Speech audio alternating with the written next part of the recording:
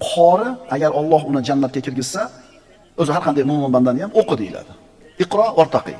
O'qi va ko'taril. A'udhu billahi minash shaytonir rojim dedingiz, bilgan surangizni boshladingiz, ko'tarilasiz. Hadislarning mazmuni. Ko'tarilib, oxirgi bilgan oyatingizni o'qib to'xtatganingizda shu joysiz etajga olib kirib ketasiz, 15-etaj. Kimdir 20-chi, kimdir 30-chi. Jannatni payg'ambarimiz 100 daraja deganlar. 100 etaj deganlar. Demak, qori 100 etajga ko'tariladi. Farzandlari qori bo'lganlar muborak bo'lsin. Farzandlari qori bo'lmaganlar tiyiladi donlanadi g'iybat qilishdan, qorilarni, imomlarni go'shini yeyishdan. Agar birorta o'g'lingiz, qizingiz qori bo'lgan bo'lsa, xursand bo'ling, birorta go'shini yemabsiz. Chiqmayaptimi? O'kining.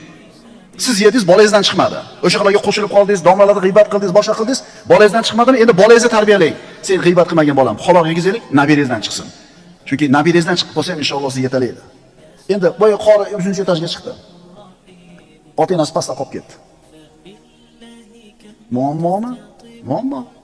Shunda Alloh azza va jalla mana shu qori bandasini ko'ngli uchun, xursandchilik uchun ota-onasini ham shu darajaga ko'tarib qo'yadi deydi. Shuning uchun bolalarga Qur'on yodlatinglar, birodarlar. Ha, hunar o'rgatamiz, tijorat o'rgatamiz. Tushunadi-ya?